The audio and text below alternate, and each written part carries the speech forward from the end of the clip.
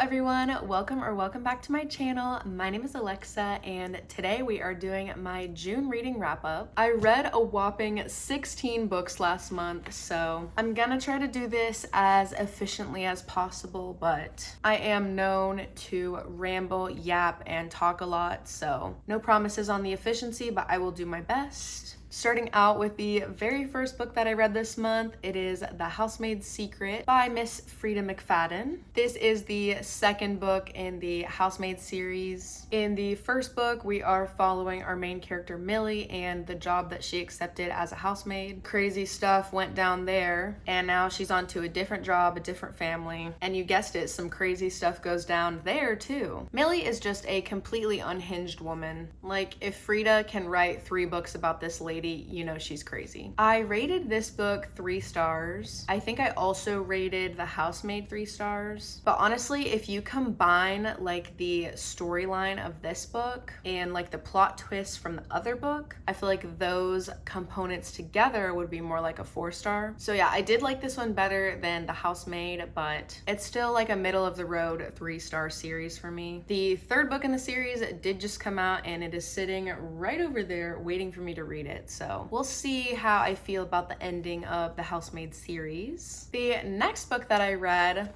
Heartstopper by Alice Oseman. Not sure how to pronounce it, but nonetheless, Alice writes these incredible graphic novels about Charlie and Nick. I've been wanting to try out graphic novels for quite some time now, and if you felt similarly to me, you should definitely check these out. I believe they are YA, so if you don't really like YA, then maybe not, but this is basically just following 2 boys and their journey through school and figuring out who they are. It is so cute, and for the sake of efficiency, I will go ahead and say that I read all 5 volumes of Heartstopper this month.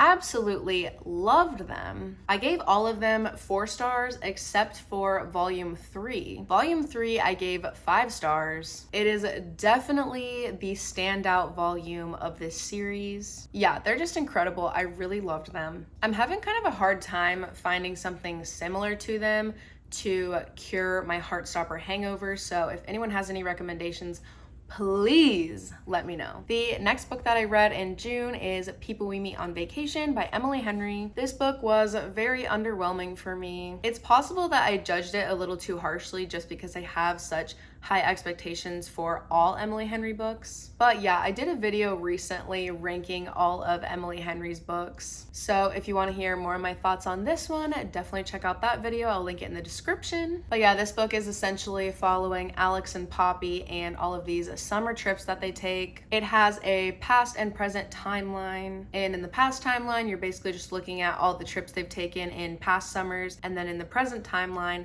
they're getting back together for one last wedding trip. So yeah, I gave this one 3 stars. It was just okay to me. I would definitely recommend any of Emily Henry's other books over this one. Don't come for me if this is your favorite Emily Henry book. The next book that I read is Good Girl, Bad Blood by Holly Jackson. This is the second book in the Good Girl's Guide to Murder series. And much like the first book, we're basically just following our main character Pip, and she is trying to uncover secrets revolving around unsolved murder cases. But in this one, she has a podcast, which was definitely a fun element to add into this book series. I gave this one 4 stars. I liked it better than the first one. However, I was starting to find our main character a little bit annoying. But yeah, I mean, it is YA, and YA sometimes tends to do that with their main characters, so I don't want to judge it too harshly. The next book I read is Of Mice and Men by John Steinbeck.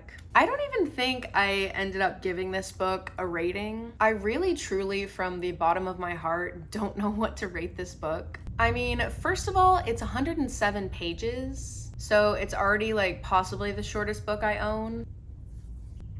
Maybe besides like the children's books that I have. But yeah, if you guys have read this, then you understand the range of emotions that I'm feeling right now, even trying to talk about this book. Like, I haven't stopped thinking about it and I didn't like it, but at the same time, I kind of feel like it's a masterpiece. Like, I don't even know what else to say about this. This is the first book in a very long time that has truly like stumped my process of thinking through things and forming cohesive thoughts about something. I mean, read this at your own discretion, but I also feel like a lot of people have already read this, like from school. But I just wanted to read it for fun. Maybe this wasn't the book to read for fun. The next book that I read was an audiobook that I got from the library. It is called I Heard Her Call My Name, a memoir of transition by Lucy Sante or Lucy Sante. I'm not sure how to say it. This was my book club's pick for June. It was a very fascinating read. I don't really rate memoirs just because they are people's life stories, and I don't really feel like it's appropriate to say that somebody's life is 1, 2, 3, 4, or 5 stars. You know what I mean? So yeah, I didn't like outright give this a rating, but I felt very intrigued during this audiobook and also very enlightened on topics of transitioning because that's not something that I have ever dealt with.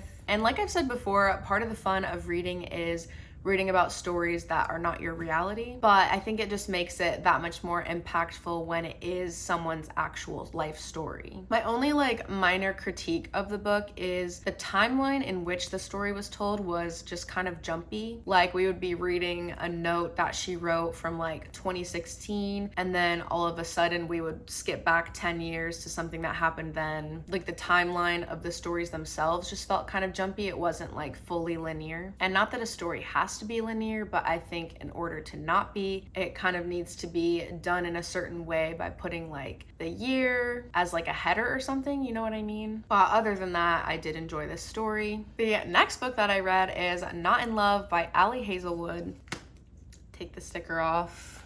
Not in Love by Ali Hazelwood. I shockingly loved this book. I really did not think I was going to enjoy it as much as I did. I also made an entire book review on this book, so if you want to check that out, I will also link it in the description below. But yeah, it's basically a workplace romance where we're following 2 characters, Rue and Eli. Basically, a business deal is going down between these 2 companies, so their personal lives and their work lives end up intersecting, and it gets a little messy, a little chaotic. I loved it. 5 stars. The next book that I read was an audiobook that I listened to on Spotify, and it was Ready or Not by Cara Bastone. This is another book that surprised me. It's basically about a girl who has a one-night encounter with somebody, and she ends up getting pregnant. It's basically a story about the decisions she makes along the path of her pregnancy and how the people in her life come around her to support her and the decisions she's making. The way I'm describing it, it doesn't sound very interesting, but I promise you it is so much better than I'm describing it as. Like the banter and the tone that the author has in this book was just right up my alley. So raw, but also comedic at the same time. Like this book really was fantastic in my opinion. This book was 5 stars. The next book that I read was The Elite by Kiera. I read this one on my Kindle. All right, listen here. This book came out in 2013 when I was in middle school, and I did read these books at that time. And now for whatever reason, these books have just made their way back into my life. I wasn't able to turn them away, so I've simply been reading them, primarily for nostalgic enjoyment. These are YA books that are loosely dystopian. It's kind of like The Bachelor meets Bridgerton meets The Hunger Games minus the dying. We're basically just following this group of girls who are a part of the selection, and it's basically just a group of girls that the king is choosing from so that he can pick a wife.